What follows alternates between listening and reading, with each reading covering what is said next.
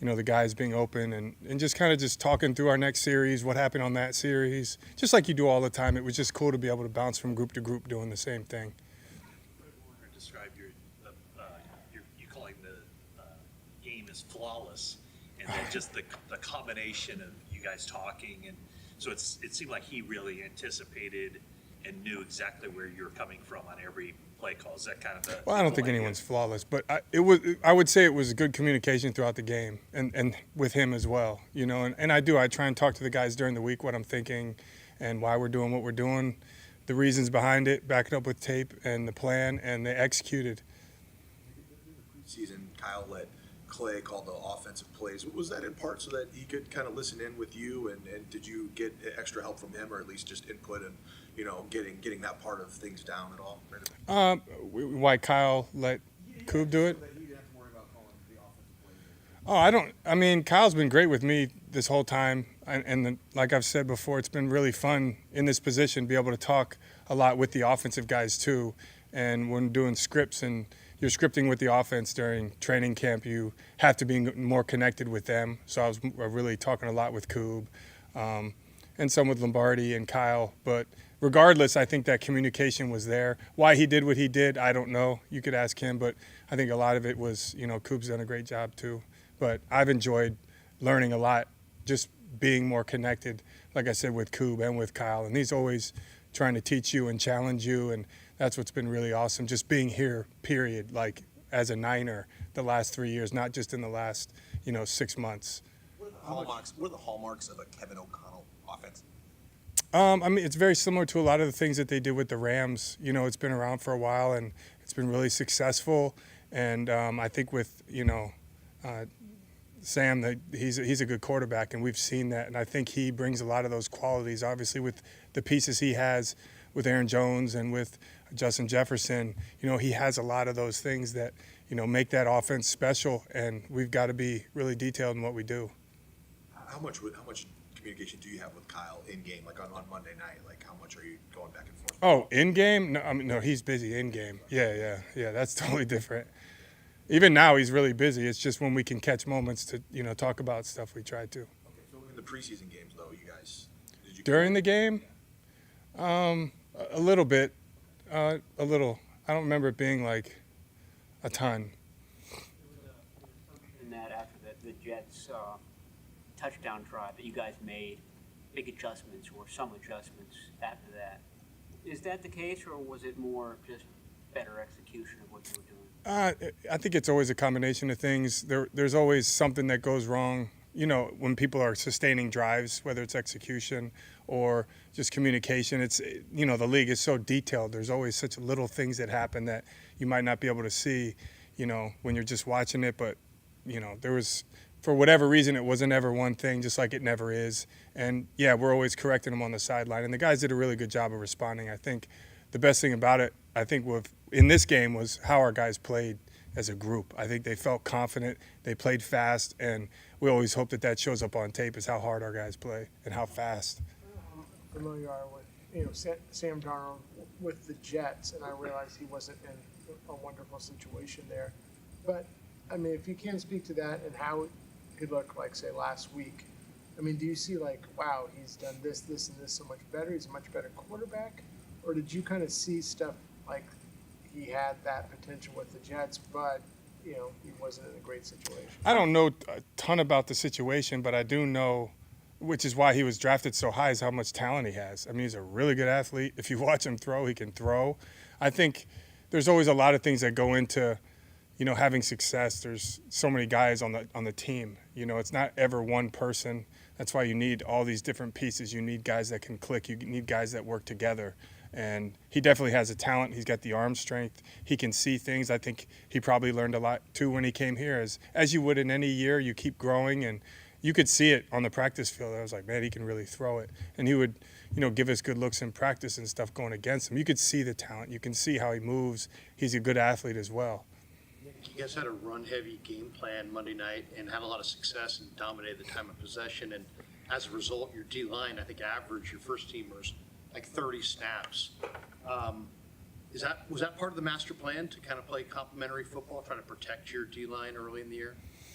I mean, I think everyone would love to do that every single week, to play less snaps on defense because you're running the ball like that. I think that's why it's always, teams always talk about it, the whole cliche of, an offense is going to say we want to run the ball and defense is going to say we want to stop the run because it opens up so many things and you can control the game. And, I think anyone would like to say that they could run it and play, 50-some snaps on defense.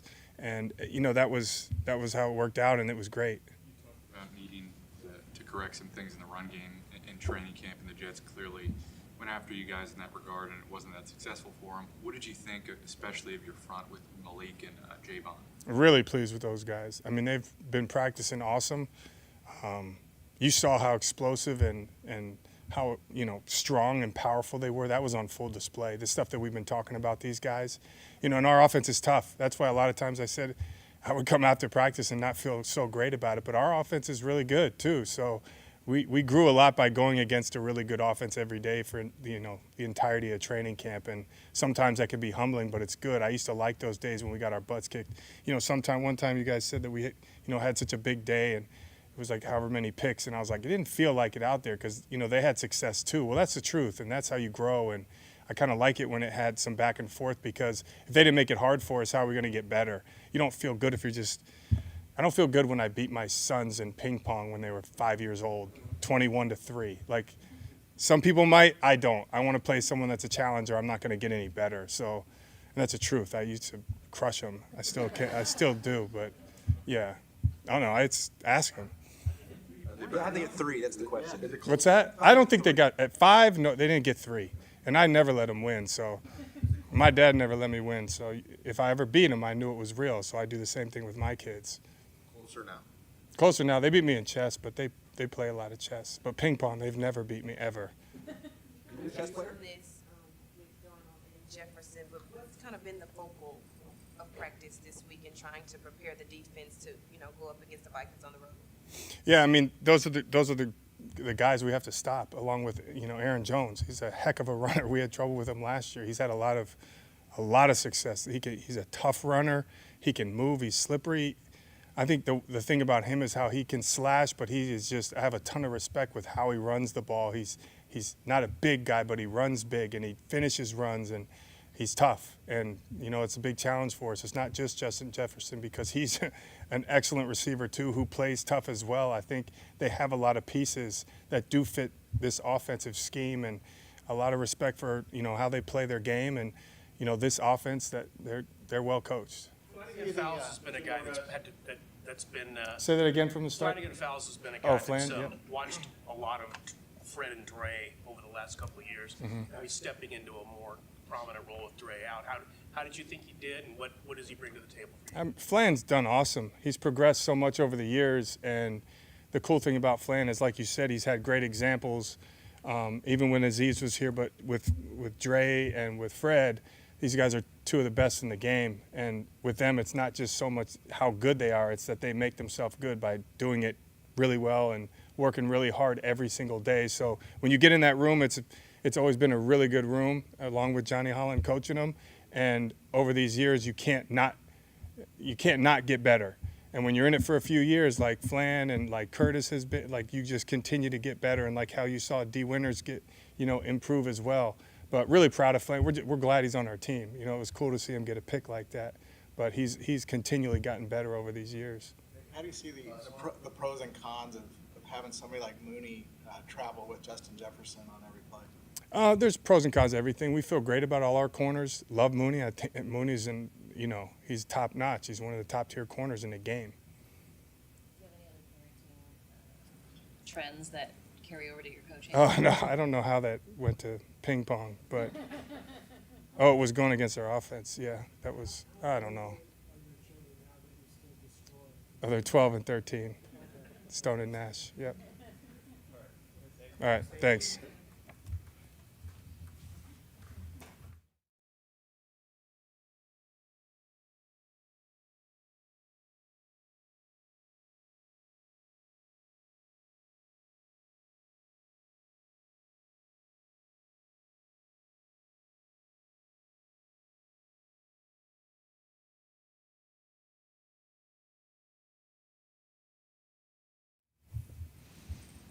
or we're just giggly because Nick Sorensen told us that he destroys his kids in ping pong because he can't let them win. I don't doubt that. Chris, what were your impressions of how Puni fared in his first start? He was solid performance. All of them were, it was a productive game. JP had a good game. We win, which was great. Everybody's got a lot of work to do. It's his first game of the year. Puni's in that. It was, for the first time, I had to get kind of upset with him during the game. We made an adjustment in the first quarter, and then we're in the third quarter, and he's talking about the adjustment we made in the first quarter. And I said, I know we talked about it for 6 days, that this is how we're going to do it, but in the first quarter, we decided we weren't going to do it anymore. And so I said that was, it gave me a reason to get fired up in the second half, which was good. So I'd prefer not, but it was okay. You mentioned Trent Williams kind of getting winded down the stretch, of course, after missing a little bit of all of preseason rather. But what do you think about his conditioning now going into this game again? Trent's in a lot better shape. It's really interesting to watch. I mean, to think that he went in with an IV, to think he played all the plays he played, is pretty amazing. Now, Trent's smart. Trent knows when to go hard and when not to go hard. Trent knows when he can take a little bit off and when he can't. And there was some rustiness. There was some rust he needed to get knocked off. So to watch him go through all the plays he went through to just IV up, and then he really only missed 2 plays. And I didn't think he was going to go back in. And then he's running back out there like a kid. Hey, I'm going back in. Right? I'm saying, well, wait, I didn't even think you were going back. IV just stand next to me and let Jalen finish off the game, but he went back in for a few more plays. So, and this week it seems, the first, yesterday we didn't do as much, and then today we're a lot more. He seems like right back where he should be. Last year, we mentioned, I think last week, Nick took 35 snaps. I think he came back on Friday before the first game, took 35 snaps. The next week he played 60-something. So I think the conditioning is there. It's just he needs to start playing football again. Was there rest technique-wise at all with Trent, or was it? It's everything. Yeah, it's just the timing. That they're just like we've said in here. There's nothing like the real rep of a game. That full speed, that push, that all that shoving and stuff. It's just that he didn't get that timing. No matter how hard he drills himself or practices against air or bags or whatever he does, it's not the same. So it's just timing. For obvious reasons, you've had a lot of success rushing to the left over the years. The other night, you went to the right more frequently and had a lot of success doing it. What kind of goes into that in terms of when you're putting the run game plan together, and why do you think you were so successful doing it? Now, there's times where we say, okay, it has to be a pretty drastic reason for us to say we're not going to run left or not going to run right. And there might be a play or two that we lean on because of the 95, for example, last week. We might have said we went a little more right than left, but I don't think it weighed in the plan. It did, but I won't say it was that major. When everybody brings up that stat, I'm okay. It's not like we do it on purpose. Oh, we're running behind Trent. We're going to do. No, we have so many shifts and motions in the way our game plan is set up. It's really hard for us. We can predict at times and say, okay, hey, if we want this play and we're in the right hash, and it's going to the right. And it's not like, oh, we're not going to run it because we just want to run to the left. There's a handful of plays where that comes up. So it's more of just, it's been, I don't want to say it's just because when we run left it's better. I can't say that. So it wasn't by plan in any way stretch of a little bit because of 95 from the Jets. Consider, even for a moment, going back to, I think it was 2022, where you put Trent in motion and then he'd have to come out for a play to get a breather? No.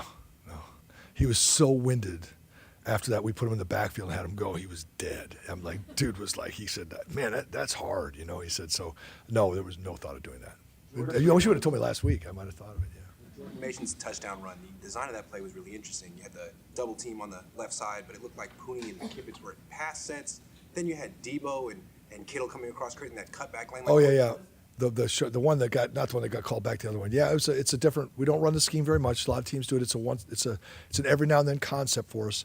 And the block that I didn't personally, I was like, I looked at the guy next to me and said, this play's not going to work, and it goes for a touchdown. But my question was Debo could make his block. The other part of it with the pass set to get him up the field was a good thought. Like our defense, they jet up, double team the front side. He just creates a nice cutback lane. It creates more space than some of the normal plays we run down there. But that block that Debo had to make was a tough one. Our guys do. I mean, I can't say enough about our receivers. JJ, Debo, Ayuk, all of them. They're just Chris. They all get in there. They get dirty. They don't mind doing the hard work. They block linebackers. They dive safeties. They don't say no. They keep going. They keep trying. And he did such a good job. That's why I said to Fleury and Kyle, I said, not my favorite play down there. But Kyle called it. But that's not the first time that we've called a play and it goes for 50 yards. I'd say this play sucks, and that's 50 yards down the field. So I don't know. See, I couldn't let you out of this room if I told you. Sorry. Chris, when you watch a Viking film, how does Flores utilize Metellus, and how much part of the rush plan is he? It's just They do everything, and they do everything well. I mean, this is not a pregame pep talk for the Vikings are the greatest team in football. I mean, this guy does a good job. What they do very well. They're fundamentally sound. They're one of the few teams that fundamentally they challenge you that they might be better fundamentally than we are. They play with their hands well. They do everything. They rush well. They have a plan. There's a thought behind everything that they do. It's very well thought out, very meticulous, very detailed, and the guys play really hard. You can tell that he's tough on them, and you can tell those guys there's a lot demanded of them. And they all play hard, and so whatever the plan is, they use it very well. It's well thought out. He does an excellent job. I know there's a lot on the center's shoulders with pre-snap center protections, but what did you think of Jake Brendel's performance? Jake with the rest of them. I think that we were all a step below where I think any of them would want to play. There were some good things in the game, obviously, but it just wasn't as sharp as we needed it to be, and there's got a lot to work, which is good. I said, the good thing is we won, and the great thing is we got 16 more weeks to see if we can get better, and we do have we have a reason to come to practice this week, so it was good. Chris, Dominic Cooney said that he felt like the Jets were stunting things directly towards him as the young guy on the offensive line. I know that he has some stuff to work on, but how did he handle it emotionally, mentally on the field? He doesn't get rattled very much. So if he was rattled, I didn't notice it. I got on him a little bit, but he doesn't get rattled. So I didn't notice that, and it's probably how he did feel first game on Monday Night Football. I don't think they were doing a lot towards him, but he felt it. So it's a big game, the first game. It's hard, and he did a really, like I said, he did a really nice job. But we could have been better. What do you see from the Vikings defense? They gave you some trouble last year. Yeah, I mean, they're well prepared. They're well coached. They play hard. The crowd noise, skull, all the stuff that they say. It's just it's crazy. If there was was it a Monday or Sunday night game last week? Last year was Monday. Yeah, it was loud and crazy and all that stuff. And I used to coach there, and back in the day, it was in the Metrodome. There used to be a building called the Metrodome where they played football there. But anyway, the Metrodome they had, but if 12 o'clock kickoffs, if you got up on the Vikings early, they weren't always in the stadium at noon. Now they may be there, but those 12 o'clock kickoffs, you get up on a team early. Minnesota, it can be quieter, but you give them all day to get revved up for that game, and it was loud. And this week will be the same thing. It's their first home game. I remember we went out there to San Francisco. Brett Favre's first game as a Viking. And Singletary was head coach. I was here, and they threw that touchdown at the end of the game to beat us. And that place was quiet early because we had the lead, but then they got rolling the second half, and it was rocking, man. It was holy cow. That was a loud place to play, and I think that's what there is. That's the challenge. That the defense is good. The defense has a lot going on, so there's a lot of communication, and then you take that crowd noise on top of it, and it's just a challenge. The good thing is our guys we've done it. We got to keep doing it, but we've at least it's not like Pooney will be the first time for him in that environment, and he's the guy that looked back with the tap, and he's got to do all that stuff. So there's a lot going on for him. Chris, when you say Trent knows when to go hard and knows when to take a little easier, is that like a Trent thing, like a Jonathan Ogden thing? It could be anybody, yeah, any of them.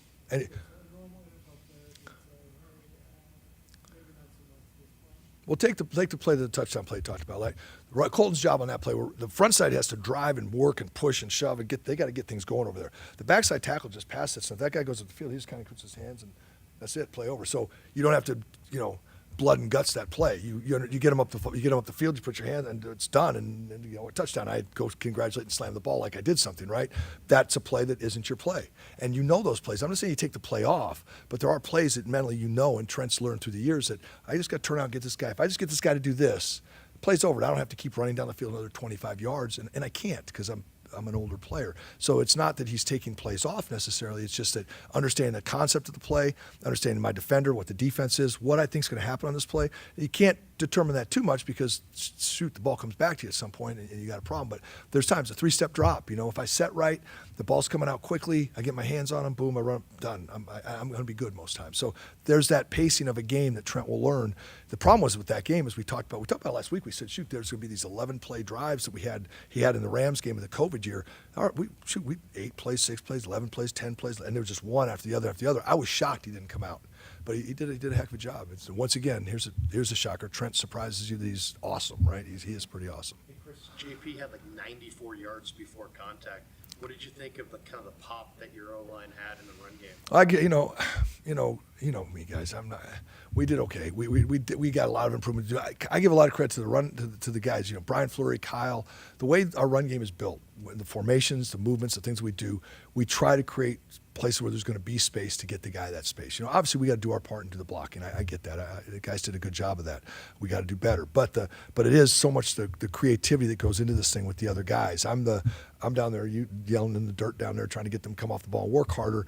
Those guys are creating these schemes where all of a sudden we have openings and we're getting the guy to the contact before that point. So yeah, we've got to do our part, and the guys did a good job with that. And I'm proud of the guys that, you know, we did run the ball fairly effectively for a first game. But that credit goes to a lot of other guys. Our guys did good, but it's spread around.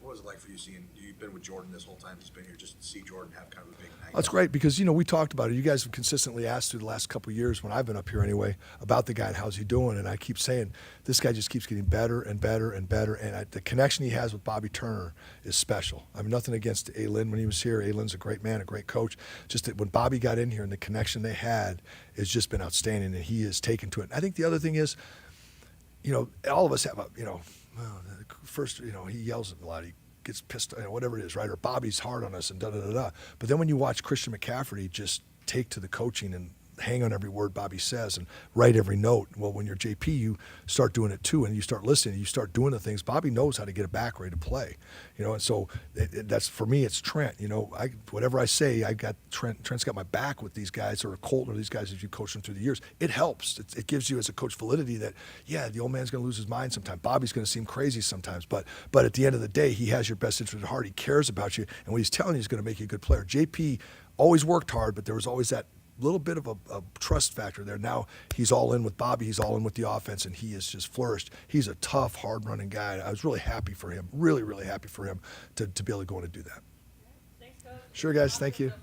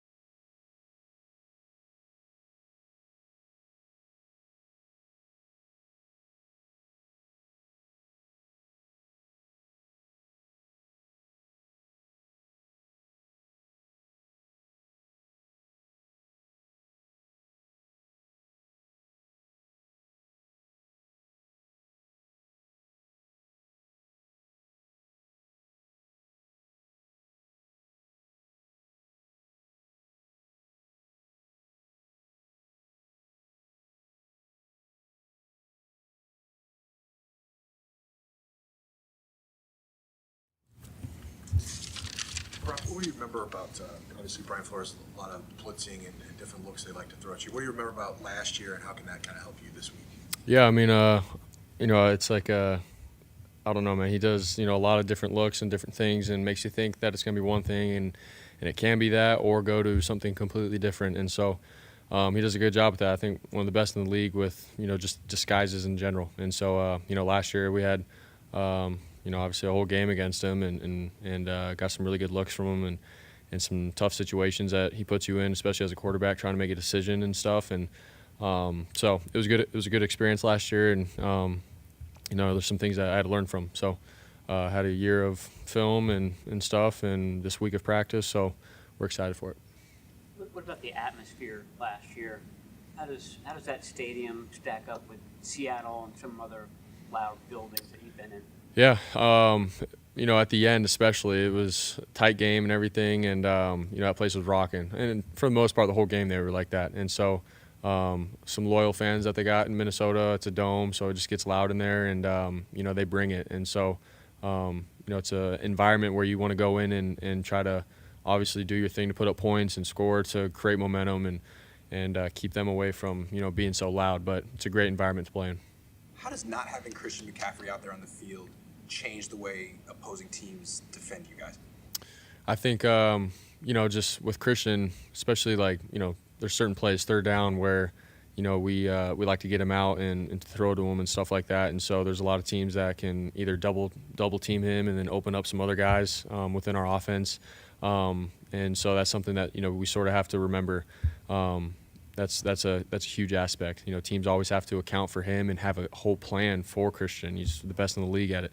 And so when he's not out there, I think it sort of not necessarily simplifies things for defenses, but that's a component that they don't have to really handle, and then they can focus on George and BA and Debo. So that's something that for us that we have to understand. And as a quarterback, I always like having that because I think it does open up other guys. So.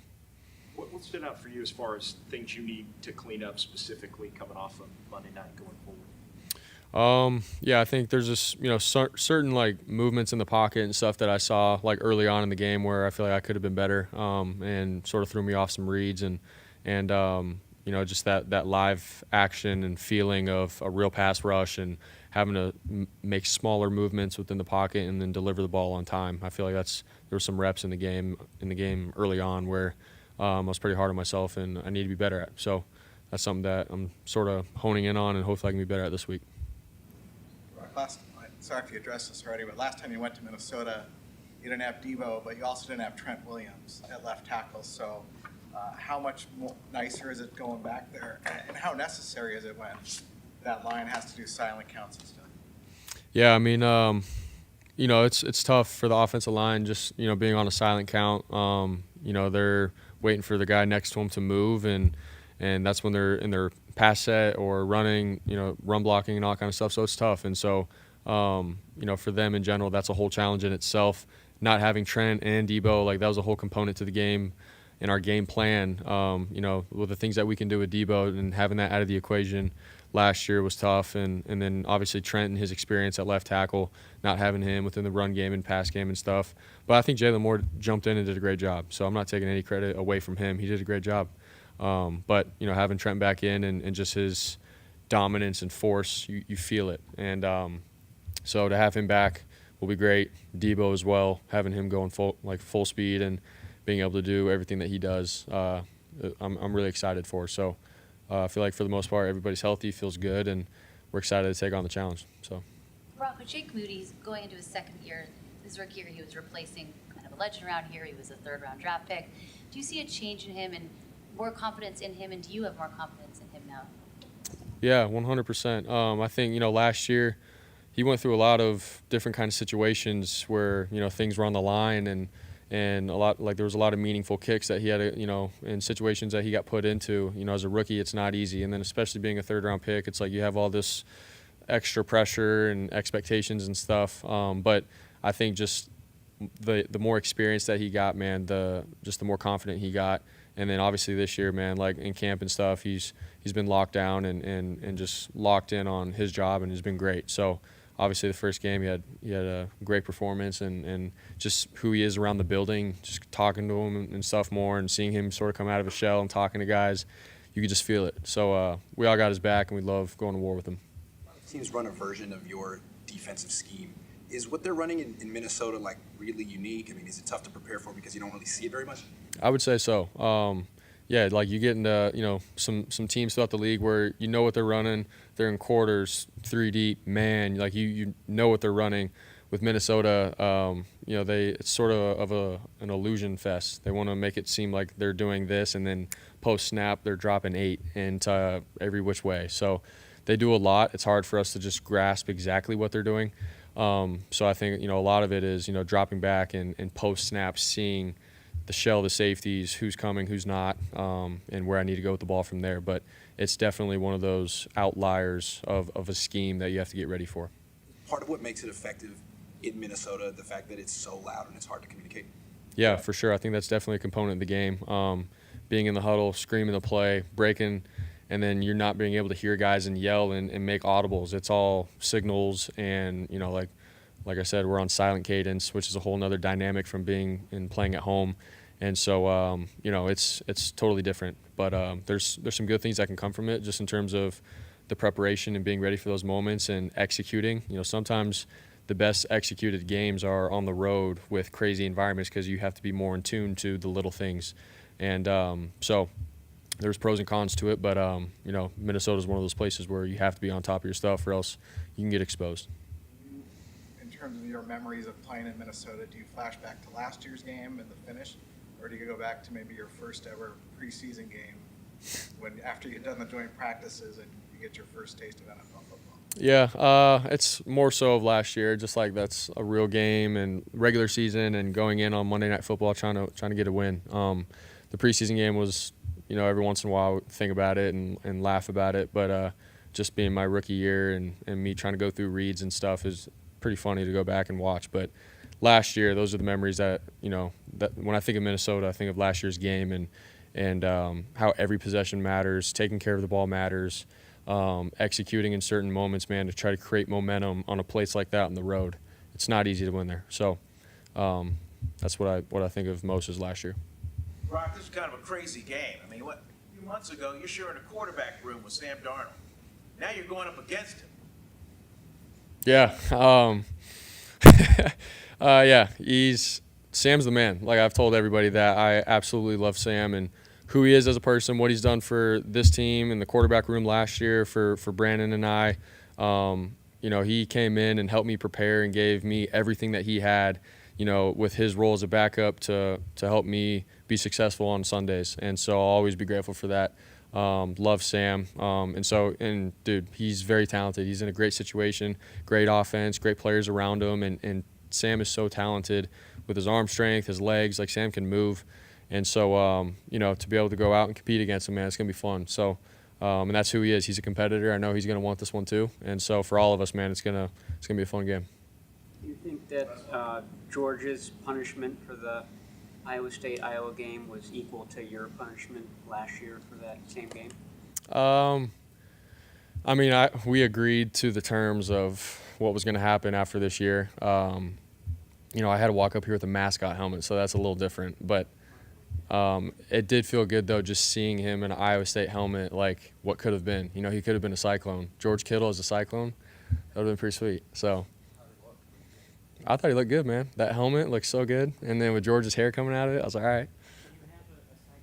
Mascot head somewhere? I don't. No, I mean, yeah, I could ask my equipment guys back at Iowa State to send me one.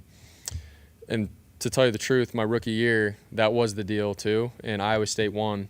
And I had the stuff sent out, and it got lost in the mail. So George was like, you're a rookie. You have 3 days to do it. And it didn't show up, and he goes, that's too bad. I was like, bro. So, and then last year, of course, they win, and then this year got him. So, I don't know, maybe there will be a mascot head thing again. So, yeah, go Cyclones. Yeah, we should. Thanks, guys.